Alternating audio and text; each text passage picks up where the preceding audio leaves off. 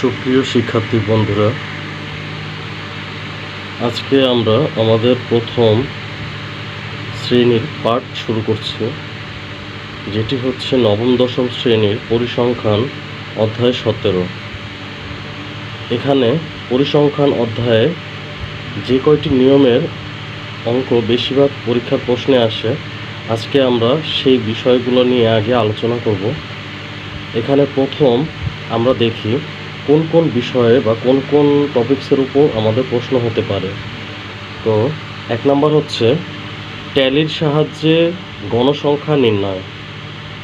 আমরা যখন কোনো প্রশ্ন হাতে পাই পরিসংখ্যান সম্পর্কিত, তখন আমাদের কিছু প্রশ্নের মধ্যে গণসংখ্যা নির্ণয় করার পদ্ধতি চেয়ে থাকে। 2 নম্বর হচ্ছে ক্রমযোজিত গণসংখ্যা নির্ণয় পদ্ধতি। 3 নম্বর মধ্যক নির্ণয়। 4 হচ্ছে প্রচুরক এবং 5 হচ্ছে গড় নির্ণয়। এবং 6ষ্ঠ সিরিয়াল হচ্ছে গণসংখ্যা বহুভুজ ও অজীব রেখা অঙ্কন ও লেখচিত্র অঙ্কন। আমরা বিভিন্ন প্রশ্নে দেখে থাকি যে একটা সৃজনশীল প্রশ্ন তৈরি হলে সেখানে যেমন মধ্যক নির্ণয় করতে বলা হয়, প্রচুরক নির্ণয় করতে বলা হয়, অথবা গড় নির্ণয় করতে বলা হয়, এরকম বিভিন্ন নিয়ম পরিসংখ্যানের মধ্যে থাকে। তো আমরা যদি একটা একটা করে নিয়ম শিখতে থাকি, তাহলে একটা সময় গিয়ে আমাদের পরিসংখ্যানে আর ভীতি থাকবে না, এবং যে কোনো ধরনের প্রশ্নই আসুক না কেন পরীক্ষাতে আমরা অবশ্যই সেটা সমাধান করতে পারব। তো আমরা এখন আজকে প্রথম যে টপিকসটা আমাদের আছে, যে গণসংখ্যা নির্ণয় পদ্ধতি, আমরা সেই পদ্ধতিটা নিয়ে আলোচনা করব। প্রিয় শিক্ষার্থী বন্ধুরা, অবিন্যস্ত উপাত্তের গণসংখ্যা সারণী নির্ণয়। আজকে আমাদের রুলস 1। আমরা প্রথম গণসংখ্যা কি সেই জিনিসটা সম্পর্কে কিছুটা ধারণা লাভ করি। গণসংখ্যা হচ্ছে একটা প্রশ্নে দেওয়া যতগুলো সংখ্যা উল্লেখ থাকবে তাদের পরিমাণ। এখানে আমি একটা প্রশ্ন নমুনা লিখেছি, যেটার মধ্যে 30 জন শিক্ষার্থীর বার্ষিক পরীক্ষায় গণিতে প্রাপ্ত নম্বর দেওয়া হলো। এখন এদের গণসংখ্যা নিবেশন সারণী আমাদেরকে তৈরি করতে হবে। আমরা এখানে কিছু কাজ আগে করে রেখেছি, কারণ যদিও ভিডিওটা অনেক বড় হয়ে যায়, তো প্রশ্নটা তুলে রেখেছি এবং অল্প কিছু কাজ আমরা এখানে করে রেখেছি। তো আশা করি তোমাদেরকে বোঝাতে সমস্যা হবে না। এখন এখানে মোট 30টা সংখ্যা দেওয়া আছে, যেমন 35, 33, 60, 55, 70, 94, 42, 56, 90, 39, 59, 64, 76, 82, 91, 93, 37, 65, 60, 45, 48, 63, 80, 87, 91, 45, 76, 58, 35 এবং 43। এখানে আমাদের সব মিলিয়ে 30 জন শিক্ষার্থীর বাৎসরিক পরীক্ষার গণিতপ্রাপ্ত নম্বর দেওয়া আছে।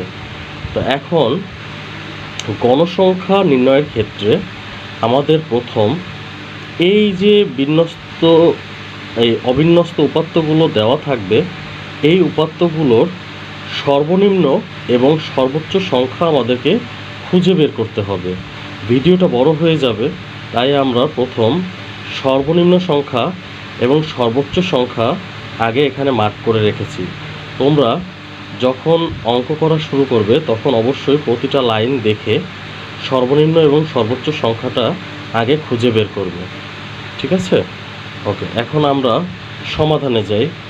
এখানে আমরা প্রথম লিখলাম, এখানে প্রাপ্ত নম্বরের সর্বোচ্চ নম্বর, এই যে প্রাপ্ত যে 30 জন শিক্ষার্থীর গণিতের নম্বর ছিল, এখানে সবচেয়ে বড় নম্বর হচ্ছে 94 এবং সর্বনিম্ন নম্বর হচ্ছে 33। এখন কত থেকে কতর মধ্যে এই সংখ্যাগুলো আছে সেটাকে আমরা বলবো পরিসর। তো সুতরাং উপাত্তের পরিসর হচ্ছে সর্বোচ্চ সংখ্যা থেকে সর্বনিম্ন সংখ্যাটা যা আমরা বাদ দিব সেইটা হচ্ছে আমাদের পরিসর। এখানে 94 মাইনাস 33 করে আমরা পেয়েছি 61। এখন দ্বিতীয় কাজ হচ্ছে আমরা কতটি ঘর করব। একজন নতুন শিক্ষার্থী পরিসংখ্যান করার সময় অনেক সময় সে বুঝতে পারে না যে আমাদের আসলে কতটি ঘর করা প্রয়োজন। এখন পরীক্ষায় অনেক সময় উল্লেখ করা থাকে শ্রেণী ব্যবধান কত করে ধরতে হবে। যদি পরীক্ষায় শ্রেণী ব্যবধান উল্লেখ করা না থাকে তাহলে আমরা যেইটা ইচ্ছা সেই ধরনের শ্রেণী ব্যবধান ধরতে পারি, তবে সবচেয়ে উত্তম হচ্ছে 10 অথবা 5 শ্রেণী ব্যবধান ধরে অঙ্ক করা। এখন আমরা দেখি শ্রেণী ব্যবধান 10 ধরে শ্রেণী সংখ্যা। আসলে এই শ্রেণী সংখ্যাটাই হচ্ছে আমাদের কয়টা ঘর করতে হবে তার সংখ্যা। ঠিক আছে শিক্ষার্থী বন্ধুরা, তাইলে আমরা 10 শ্রেণী ব্যবধান ধরে যদি অঙ্কটা করতে চাই তাহলে আমরা পরিসর যে সংখ্যাটা বের হয়েছে তাকে আমরা 10 দিয়ে ভাগ করব। এবং এখানে আমরা দেখতে পাচ্ছি 61কে যদি আমরা 10 দিয়ে ডিভাইডেড করি তাহলে আমরা এখানে পাচ্ছি 6.1, অর্থাৎ 6 থেকে বড় পরবর্তী পূর্ণ সংখ্যা হচ্ছে 7। তাহলে আমাদের যে অবিন্যস্ত উপাত্তগুলো দেওয়া আছে সেগুলো লেখার জন্য আমাদের মোট 7টি ঘর প্রয়োজন হবে।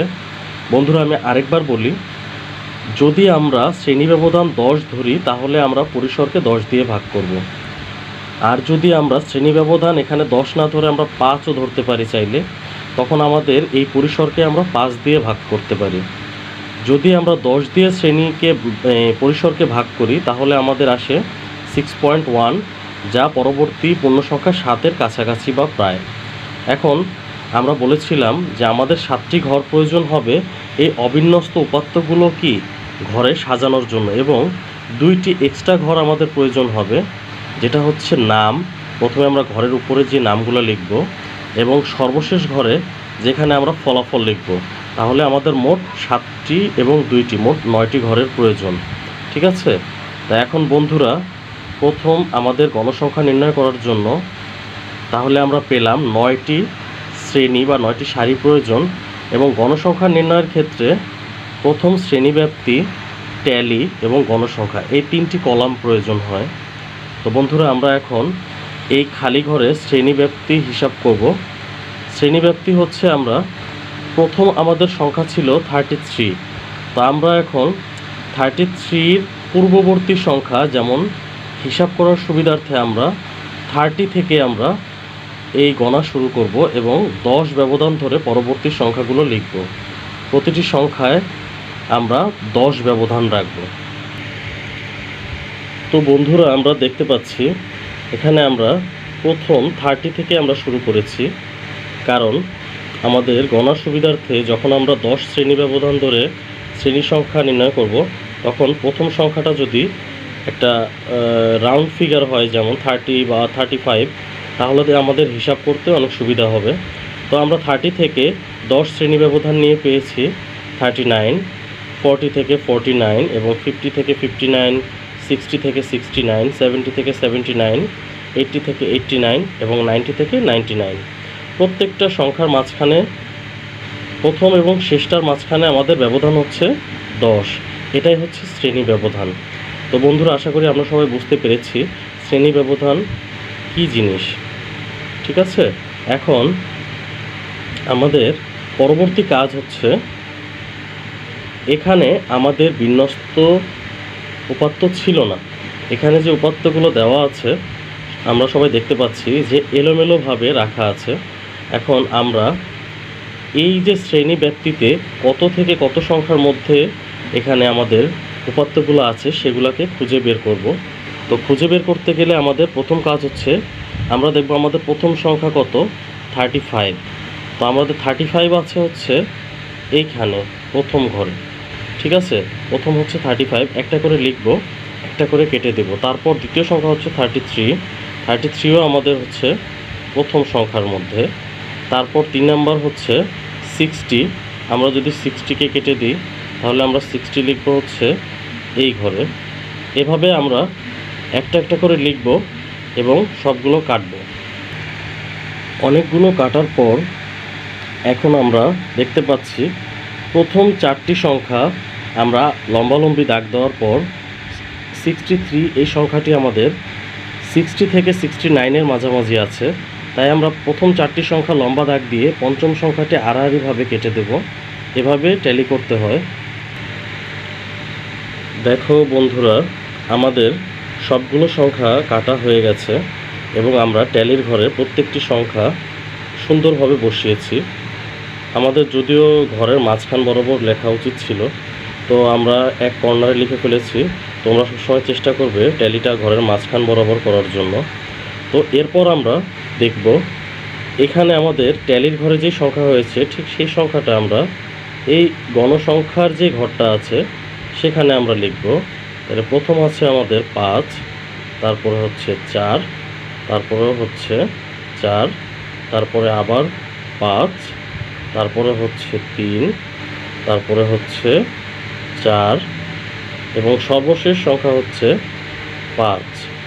এই হচ্ছে আমাদের গণসংখ্যা। তো এখন যদি আমরা সবগুলো গণসংখ্যা যোগ করি তাহলে আমরা এখানে এফ আই অথবা গণসংখ্যাকে এন দ্বারাও প্রকাশ করা হয় এবং গণসংখ্যার যোগফলের পূর্বে আমরা এই সামেশন চিহ্নটা ব্যবহার করব, কারণ সবগুলো গণসংখ্যা যদি আমরা যোগ করি তাহলে এখানে সামেশন লিখতে হয়, যেটার অর্থ হচ্ছে এই সবগুলো সংখ্যার যোগফল। 5, 4, 4, 5, 3, 4, 5 সবগুলো সংখ্যা মিলিয়ে আমাদের হচ্ছে 30, যা আমাদের 30 জন শিক্ষার্থীর যে বার্ষিক পরীক্ষায় প্রাপ্ত নম্বর ছিল তার যোগফল। তাহলে আমরা 30 জন শিক্ষার্থীকে পেয়েছি এবং এটাই হচ্ছে আমাদের আজকের অঙ্কের সমাধান। আর আমরা এভাবেই অবিন্যস্ত উপাত্তের গণসংখ্যা নির্ণয় সারণী খুব সহজেই বের করতে পারি। তো আশা করব বন্ধুরা পরবর্তী রুল দেখার জন্য সবাই আমার চ্যানেলটাকে সাবস্ক্রাইব করে পাশে থাকা বেল আইকনটি বাজিয়ে দিবে, যেন পরবর্তী যে কোনো ভিডিও, নতুন কোনো ভিডিও আসার সাথে সাথেই তোমরা সেটা খুব সহজে পেতে পারো। আজকে এই পর্যন্তই। সবাই ভালো থাকবে শিক্ষার্থী বন্ধুরা।